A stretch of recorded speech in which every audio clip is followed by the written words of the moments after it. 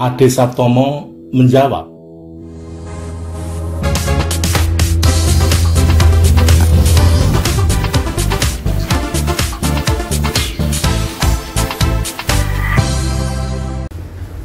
Baik, Assalamualaikum warahmatullahi wabarakatuh. Selamat pagi dan salam sejahtera bagi Bapak Ibu sekalian dan saudara-saudara Ade Saptomo menjawab. Pagi hari ini saya sudah berada di ruangan Aristoteles, sebuah ruangan yang biasa digunakan rapat senat dan pimpinan Fakultas Hukum Universitas Pancasila. Dan hari ini saya memperoleh kesempatan yang luar biasa. Kami menghubungi tamu eksklusif Ade Saptomo menjawab untuk menjelaskan mengenai pertanyaan-pertanyaan yang beredar di masyarakat Indonesia dan bahkan dunia berkaitan dengan pernyataan Presiden negara Eropa yaitu Perancis. Itu menjadikan isu yang berkepanjangan karena berkaitan dengan isu-isu yang isu-isu mempengaruhi pandangan-pandangan dunia internasional, terutama dalam negara-negara yang penduduknya itu beragama Islam. Tapi kami tidak membahas masalah itu, tetapi kami akan menjawab pertanyaan yang ada di lapangan. Pertanyaan di lapangan itu adalah bagaimana ya setelah pernyataan yang berbau sara itu implikasinya terhadap negara-negara di dunia, negara-negara yang punya hubungan baik dengan negara Perancis. Nah, oleh sebab itu pagi hari ini tamu eksklusif kami itu adalah Bapak Profesor Dr. Edi Pratomo, SH.MA.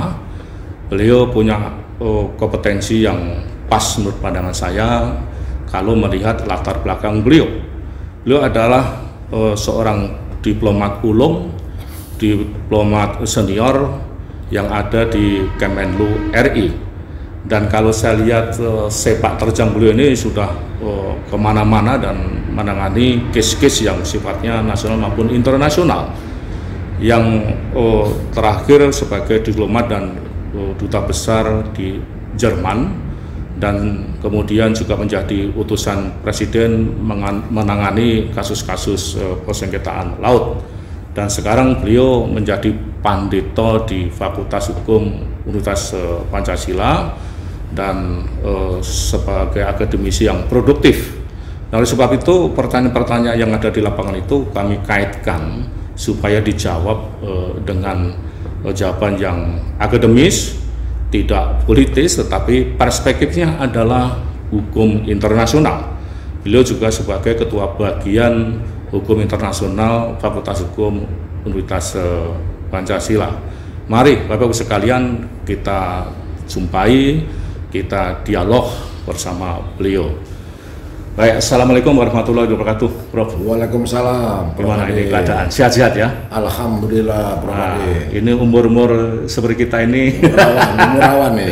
Iya itu rawan, tapi kalau kita jaga ya kita bisa sehat dan produktif dan bisa kontribusi terhadap masyarakat, bangsa, negara, dan bahkan kebutuhan dunia. Nah, apalagi mahasiswa. Gini loh Prof ya, sekarang tidak hanya di Indonesia ini, negara-negara di permukaan dunia ini, terutama negara-negara yang penduduknya Muslim, itu gerah ya setelah ada pernyataan Presiden Prancis yang berbau sara, walaupun beliau itu berdalih mengenai kebebasan berekspresi yang menurut undang-undang di sana itu tidak melanggar begitu ya, tetapi ini kan menjadikan isu-isu yang perlu dibahas di negara-negara lainnya itu ya. Tetapi dalam perspektif hukum internasional dan peradaban ini Prof, kan ada dua pernyataan yang mengglobal ya.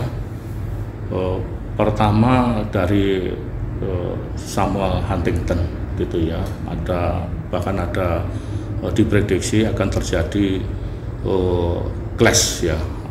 Kemudian yang kedua pernyataan dari Jepang Fukuyama ya. Fukuyama. Nah, Fukuyama. Jadi ini dua pernyataan tokoh tingkat dunia yang saling bertentangan. Yang satu peradaban ke depan ini pasca blok barat timur Urai, tetapi juga di suatu saat akan terjadi clash peradaban itu. Dan yang kedua menentang itu, antitesisnya gitu. Nah, kemudian yang kita akan bahas adalah sintesanya desa ke depan itu pertama. Terus yang kedua, apakah pernyataan Presiden Prancis seperti itu yang mendapat respon luar biasa merupakan indikasi yang akan membenarkan atau tidak membenarkan dua pernyataan, dua tesis beliau itu dari satu dari Amerika, satu dari Jepang. Mohon tanggapan Prof. Edi Pratomo. Baik, Prof. Adi Saptomo, kawan dekat saya. Okay. Saya menggantikan beliau ini menjadi Dekan Fakultas Hukum Universitas Pancasila. Dan pertama-tama saya ingin menyapa dulu Bapak Ibu sekalian.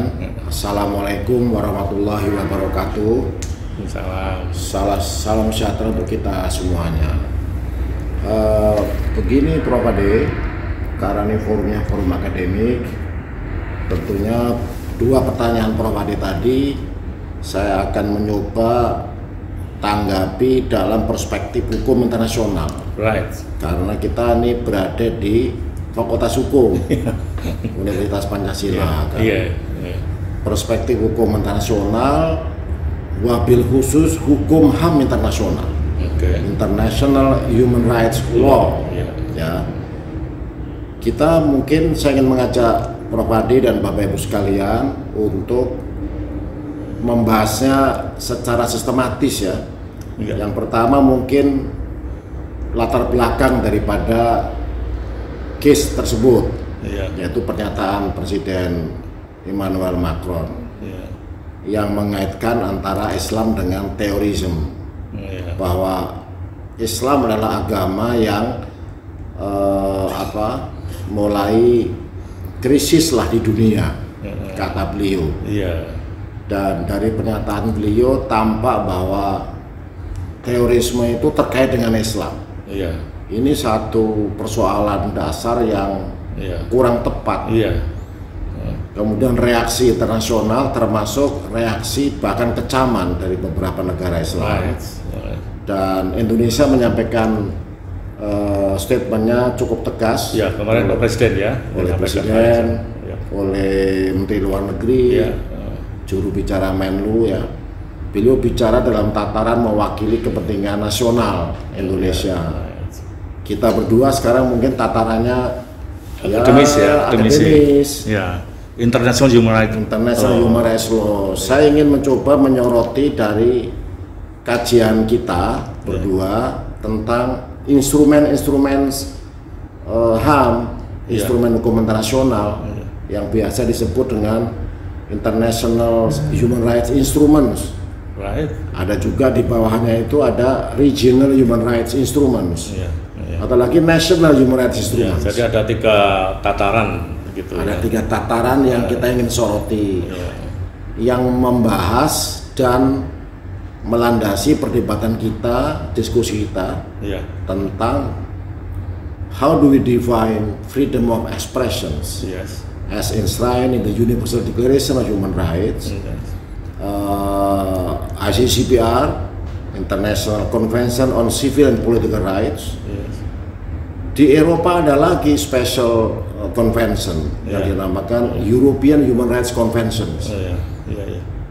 Di beberapa International Human Rights Law tadi dan European Human Rights Convention itu Prancis dan beberapa negara besar itu menjadi parties to that instruments.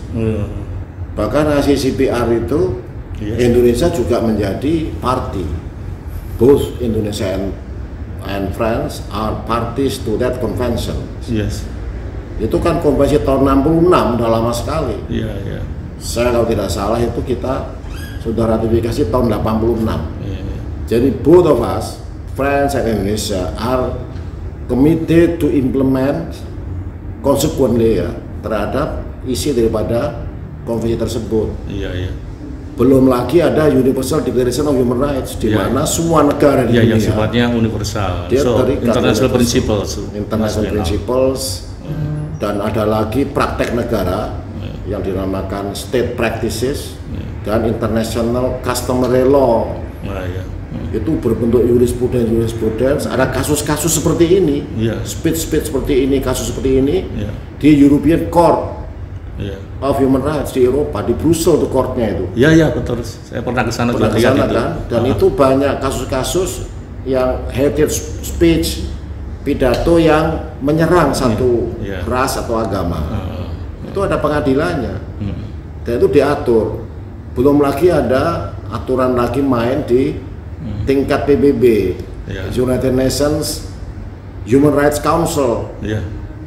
Bahkan terakhir tuh Prof Ade, bulan Maret yang lalu tahun ini itu ada resolusi PBB, tentang UN Council ini tentang bagaimana negara itu mencegah terjadinya defamasi, defamation and insult. Karena banyak tuduhan bahwa Islam itu adalah juga agama teroris.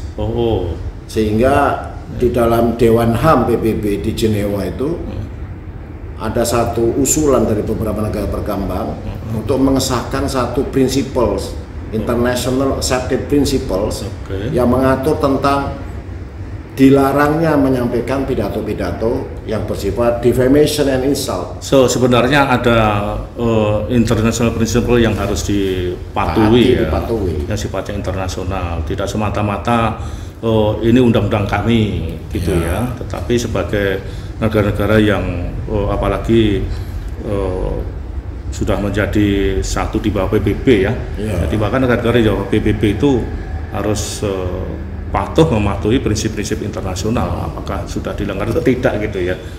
Jadi tadi kan ada 3 tingkatan kan, kita bicara tataran internasional principles, itu ada konvensi dan instrumen internasional, ya kan. Kemudian ada regional, di mana Perancis juga memiliki kewajiban untuk apply atau implement daripada European Human Rights Convention. Kita memiliki Asia Human Rights Conventions. Kita memiliki piagam ASEAN. Dan yang paling penting buat semua negara, Prof Ade, itu ada United Nations Charter, ada piagam PBB. Kita ingat betul itu kalau anak-anak hukum internasional, pasal 1 ayat 23, itu bagaimana kita develop international relations among nations. Berdasarkan prinsip-prinsip persamaan dan tidak saling menyinggung, tidak memasuki masalah internal affairs dari satu negara. Nah, kalau dilihat dari situ pernyataan Presiden Emmanuel Macron itu bisa diterima nggak ya? Karena prinsip-prinsip internasional sudah diakui dan Prancis juga merupakan bagian dari itu. Gitu. Jadi coba kita kaji pelan-pelan, Prof Ade ya. Ada satu prinsip yang ini merupakan international obligations for every state to commit to develop friendly relations. Nah ini kan dalam hubungan antar negara mengganggu hubungan Indonesia-Prancis yang memiliki hubungan strategic partnership. Dia terganggu karena hubungan ini, karena peristiwa ini kan. Coba Presiden Jokowi mengecam apa yang disampaikan oleh Presiden Prancis kan, harus disampaikan karena ini merupakan bagian dari kepentingan nasional. Disinggung masalah itu nggak bisa, karena agama adalah agama, teroris adalah teroris, itu dua hal yang berbeda, separate issues yang nggak bisa dihubungkan. Nggak ada pelajaran terorisme di agama manapun juga. Kalau dia menjadi teroris kebetulan agama Islam, itu tidak otomatis bahwa dia harus menyamakan Islam dengan terorisme. Nah, itu kan piagam PBB mengatakan seperti itu. Resolusi Dewan HAM PBB begitu. Ada lagi international instruments yang kita semua, both Indonesia and France, itu adalah parties to that conventions. Jadi coba provider kita sama-sama meneliti ya, kita kaji apa sih freedom of expression yang disampaikan Presiden Prancis itu, bahwa lukisan atau gambar kartun Nabi Muhammad itu adalah is a part of freedom of expression. Apakah betul itu? Kalau menurut saya ya, saya terus terang mengatakan itu tidak tepat. Tidak tepat artinya tidak betul. Karena freedom of expression sebagaimana disebut dalam International Convention on Civil and Political Rights, mungkin itu pasal 19-an. Pasal 19 itu ada beberapa ayat. Saya nggak ingat ayatnya, tapi disebut di dalam pasal tersebut bahwa freedom of expressions carries with it special duties and responsibilities. Ada hak dan kewajiban. And it may therefore be a subject of certain restrictions. Oleh sebab itu dalam melaksanakan freedom of expression harus juga mempertimbangkan certain restriction. Ada beberapa batasan-batasan, yaitu individual rights of any other persons related to religion, sex, race, public order, peace and security, terganggu semua. Nah, boleh you menyampaikan freedom of expression, tapi subject to certain restrictions. Ini satu pasal di dalam ICCPR yang kita berdua ini dan banyak negara sebagian besar itu sudah meratifikasi. Bahkan ada beberapa negara yang menerjemahkan itu dalam hukum nasional menjadi international law yang sudah menjadi hukum nasional. Beberapa negara. Jadi dari sini aja nggak tepat, karena ada restriction yaitu individual rights dari orang lain yang terganggu. Yang terganggu negara-negara Islam atau negara yang penduduknya Islam banyak kayak Indonesia terganggu. Kalau nggak terganggu nggak mungkin Presiden dan Menlu menyampaikan pernyataan sikap. Nah, jadi kita lihatnya aspek principles of international law, basic principles. Ada certain restrictions di European Convention on Human Rights juga sama, ada restrictions. Kalimatnya itu tidak bisa ini create hate speech yang nanti merupakan bagian dari insult, penghinaan atau apa. Speech saja nggak boleh. Itu dalam European Court, di mana Indonesia tidak party, tapi negara-negara besar kayak Prancis itu party. Jadi ini yang harus dijelaskan kepada para academicians. Hal-hal gini dikaji dari aspek hukum internasional. Nah, kalau dilihat dari tadi kan sudah saya sampaikan nih, Prof. Budi, mengenai pernyataan dua tokoh dunia yang dirujuk para akademisi dan bahkan para politisian tingkat dunia ini dua pernyataan yang saling berhadapan ya, satu sama berita. Yang satu ini suatu saat ada clash berhadapan di tingkat dunia, tetapi yang satu menyatakan dunia ini akan menyatu dengan globalisasi ini, gitu kan. Nah, oleh karena itu pemerintah juga akan atau ingin sekali memperoleh jawaban dan penjelasan yang akademis. Bagaimana itu pendapat? Bapak Ibu pemirsa yang berbahagia, ada dua teori memang, Prof. Ade. Yaitu bukunya Fukuyama itu kalau nggak salah judulnya itu Theory of History and the Last Man. Itu buku itu mungkin tahun 80-an. Sementara Samuel Huntington sangat terkenal dengan bukunya The Clash of Civilizations. Ya, bukunya Fukuyama mengatakan dalam teorinya bahwa dunia telah menjadi satu. Now we are living in a global village, satu rumah kampung besar yang dinamakan sebagai globalization. Dan pelajarannya itu kan di Fakultas Hukum ada hukum dan globalisasi. Itu di S3 ada pelajaran itu. Bahwa manusia dunia itu sudah menjadi satu, urusannya sama, kepentingannya sama, meskinya diatur oleh manajemen yang sama, yaitu dicoba dengan mendirikan United Nations yang markas besarnya di New York. Ya. Jadi nggak relevan ada perdebatan antara Barat Timur, negara maju, negara berkembang, dan perdebatan identitas berbudaya. Oleh sebab itu kemudian orang ingat satu bukunya Huntington yang terbit lebih dulu dari bukunya Fukuyama. Ada clash daripada peradaban, Barat dengan negara berkembang, non-Islam dengan Islam ya. Sepertinya sekarang ini muncul lagi teorinya Huntington ini. Apakah ini benar merupakan perwujudan yang dulu dikhawatirkan orang setelah Perang Dunia Kedua atau setelah Perang Dingin, kok muncul lagi? Sepertinya kalau menurut saya ya ini kebetulan aja. Sehingga buku ini, kedua buku menjadi berhadapan. Kedua teori menjadi. Artinya case Perancis ini mengingatkan pada kita, para akademisi, dua teori tadi ya. Bahwa teori kelas peradaban tadi memang sering terjadi karena perbedaan itu tadi, economic, social, cultural foundation setiap bangsa. Dia merdekanya udah lama sekali. Kita merdekanya kan dulu tahun 45. Jadi ada satu ketimpangan dalam ekonomi, politik dan juga struktur masyarakat di dua negara tersebut. Menurut mereka pidato-pidato seperti itu mungkin biasa ya, karena itu adalah negara-negara Barat. Di kita very sensitive.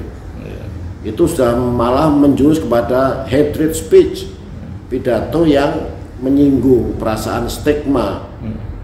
Bahwa stigma Islam dengan terorisme dihubung-hubungkan, sementara Perancis itu adalah negara sekuler yang memisahkan antara ini. Secularism is very important part of the unity of France peoples. Perancis itu merasa bangga karena dia memiliki pendapat di mana agama dan pemerintahan dipisahkan. Sementara kita ini prinsip-prinsip agama itu juga bagian daripada pelaksanaan konstitusi. Konstitusi merupakan penerjemahan dari itu. Jadi perbedaan ini merupakan clash of civilization itu bagi para ahli ya. Apakah benar atau tidak tentu kita harus kaji kembali sebagai academicians. Begitu Prof. Artinya teori-teori itu ya butuh pembuktian fakta-fakta atau kasus-kasus berikutnya ya.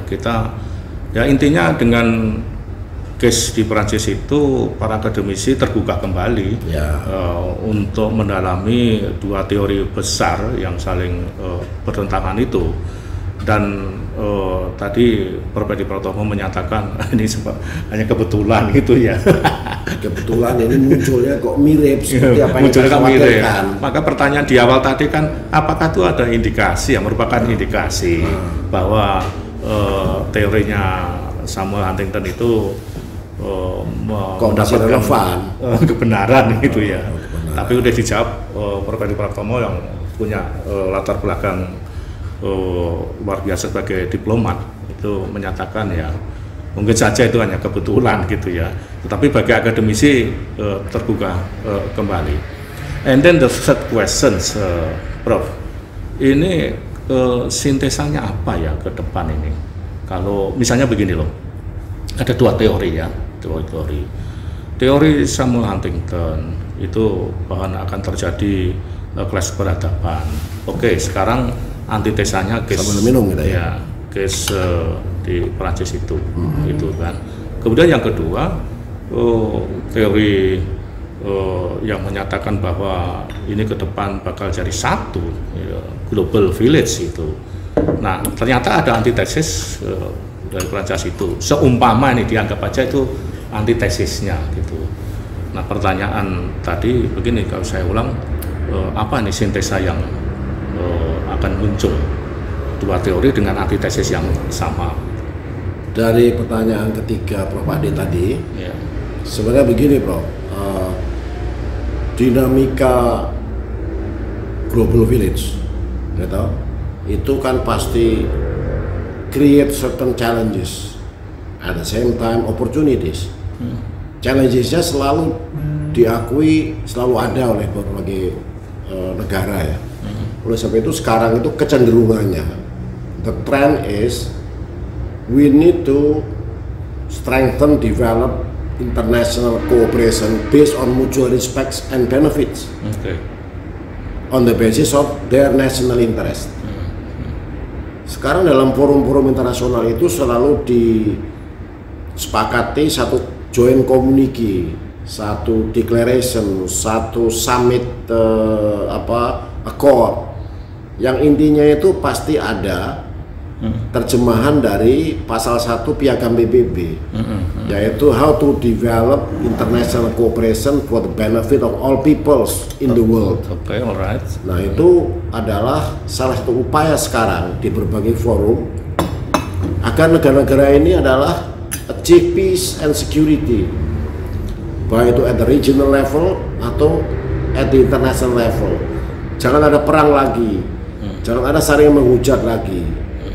Kita ini harus bersatu karena kita mengalami satu persoalan besar yang sama, yaitu mungkin pandemi COVID-19.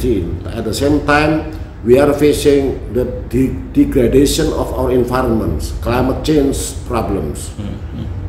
Dunia ini akan panas tambah 0,2 derajat aja pada tahun 2045 ke atas, di mana Indonesia mencanangkan Indonesia maju. Itu air lautnya udah pasang. Kemudian cuaca itu udah ekstrim. Kapan menanam, kapan panen itu sudah nggak ada hitungannya lagi. Iya, sudah. Itu kan common global concern yang harus diadres bersama-sama. Jadi jangan lagi on bilateral issues, tapi multilateral forum yang menyelesaikan masalah-masalah itu. Isu-isu begini kan ada court-nya nih, ada juga international meeting-nya, yaitu Human Rights Council di Jenewa. Memang itu prinsip HAM, Prof. Ade, freedom of expression. Tapi you have to remember, but it carries certain duties and responsibilities. Nggak bisa bebas sebebas-bebasnya. Ya tentu. You need to take into consideration other concern of other individuals' rights. Anda menyatakan pendapat dengan demo boleh. Itu dijamin undang-undang. Tapi harus memperhatikan unsur yang lain. Taking into consideration the other rights of individuals yang terkena. Pasal 28 lah, E sampai C, baca baik-baik di konstitusi kita. You have the right of freedom of expression, but with special restrictions, duties and responsibilities. Jadi tadi international law principles tadi itu di undang-undang dasar kita pasca amandemen itu sudah terrefleksi, Prof. Iya. Cuman di dalam implementasi sepertinya sebebas-bebasnya. Nggak ada dunia itu bebas. Ada larangan, pasti ada perintah kan? Iya. Di mana-mana tuh, di agama apapun juga. Iya. Bahkan saya punya pengalaman nih, Bro. Saya pernah diundang oleh MK ya untuk memberikan MKRI. Oh, MKRI ya. Untuk memberikan keterangan ahli mengenai kebebasan berserikat ya, berekspresi ini. Bahkan sekarang saya mengkaji undang-undang itu oleh BPIP, diminta untuk mengkaji itu. Nah, saya mengatakan bahwa kalau di dalam konstitusi kita itu disebutkan aturan ya bahwa kebebasan berekspresi itu diatur dalam konstitusi, ditulis itu ya, ditulis. Jelas kok. Nah, maknanya kalau ditulis itu diatur. Gitu kan. And constitution is the highest authority daripada aturan. Iya, betul. Jadi ditulis itu justru diatur gitu. Nah, toh tidak ditulis misalnya gitu kan. Masih ada prinsip-prinsip etika gitu, dan bahkan kalau etika pun dilepas itu ada ungkapan kultural dari Minangkabau itu bagus sekali itu, alam terkembang jadi guru. Jadi alam jagat raya ini menjadi pedoman, menjadi guru begitu ya. Jadi kalau dilihat dari hukum tertulis di konstitusi sudah tertulis, kemudian etika juga membatasi, dan secara filosofis jagat raya dan alam isinya ini menjadi guru gitu ya. Nah, Prof, kembali ke pembicaraan tadi. Kalau saya nggak salah tangkap ya, kalau urusan mengenai case yang terjadi Perancis dan melebar kemana-mana, itu kan ada court-nya ya, ada salurannya gitu kan. Kalau nggak salah, coba dipertegas lagi bahwa tantangan kita dunia ini itu lebih besar sebenarnya ya. Pertama mengenai yang saat sekarang ini pandemi, dan yang kedua adalah pemanasan global seperti itu ya. Ya. Nah sebenarnya itu yang menjadi perhatian serius di seluruh dunia ya, karena itu lambat laun akan muncul daripada perhatian kita itu terus kepada case-case yang sifatnya parsial, dan itu kan ada courtnya, kan begitu ya Prof ya. Ya. Jadi begini Prof Ade, tentang yang terakhir Prof Ade ini ya. Sebagai akademisi kita harus memberikan kontribusinya lah dalam persoalan hubungan antar negara begini. Bagaimana terganggu emang terganggu. Tetapi kan masing-masing sudah menyampaikan pendapatnya. Saya juga baca pendapatnya Perancis tentang pernyataan presidennya itu oleh Duta Besar Perancis di Indonesia. Kalau nggak salah ada artikel di media ya, di Jakarta Post atau di Kompas, beliau menjelaskan tentang freedom of expression terkait dengan pembuatan kartun Nabi Muhammad oleh Charlie Hebdo itu. Itu bagian daripada kebebasan berpendapat menurut hukum Perancis, yaitu European values, especially France.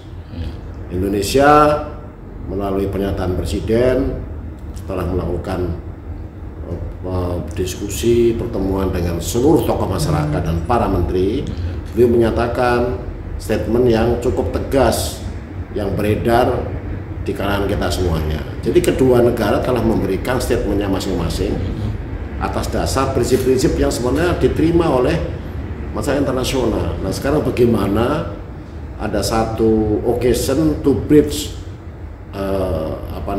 the difference agar supaya kedua negara tetap seperti Prof Adi bilang tadi, tetap menyatu dalam upaya menangani masalah-masalah besar dunia lainnya. Lebih besar. Ajak negara-negara lain untuk tidak mempertajam situasi ini dan tidak melakukan lagi hal seperti itu for the sake of our benefit for all, especially to achieve significant progress isu-isu yang very urgent.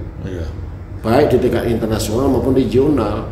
Bilateral tetap kita harus jalan, jangan terganggu perdagangan kita, jangan terganggu kerjasama kita. Karena kita memiliki, kalau Perancis malah khusus tuh, memiliki comprehensive partnership seperti dengan Amerika.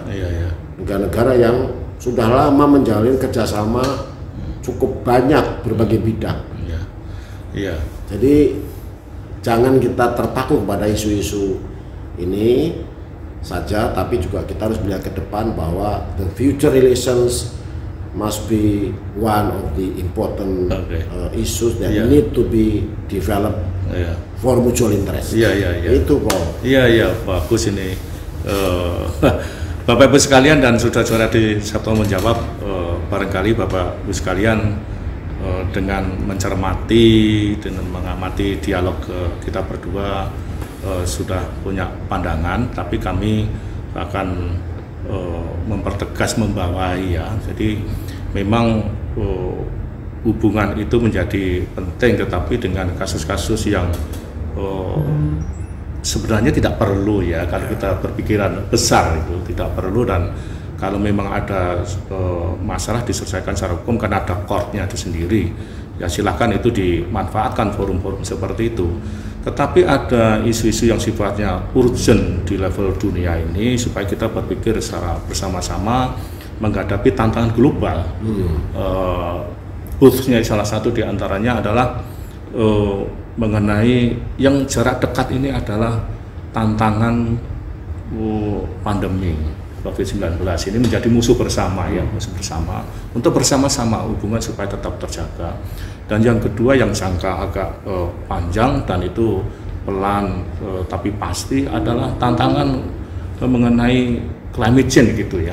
Perubahan-perubahan yang itu nanti kalau tidak diantisipasi hanya disibukkan masalah-masalah maaf ya, hanya dalam tanda petik ya, disibukkan masalah-masalah yang sebenarnya core-nya sudah ada, nanti kita lambat dalam menghadapi tantangan musuh bersama dalam tanda petik itu. Barangkali pernyataan saya itu adalah kesimpulan sintesanya ya dari dialog tadi, ada dua teori, ya sudahlah dua teori biar hidup itu, dan kemudian Prof. Pratama yang punya kompetensi tentang itu Ya itu sebuah kebetulan aja lah, nggak perlu dibahas secara serius. Tapi yang serius adalah satu, pandemi COVID-19, yang kedua adalah perubahan cuaca ke depan yang bisa merubah pola hidup manusia di permukaan planet ini.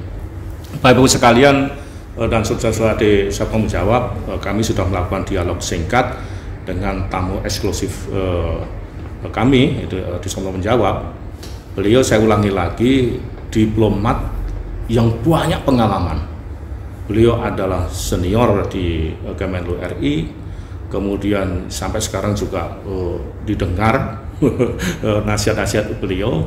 Kemudian juga dia sudah melalang dunia dan menjadi duta besar Jerman dan menjadi utusan presiden menangani kasus-kasus tentang sengketa laut. Dan sekarang ini beliau adalah pandito ini, memanditokan diri secara akademis di Fakultas Hukum Universitas Pancasila mulai April yang lalu, ya, tanggal 26 itu he replaced me as the Dean of Faculty of Law University of Pancasila.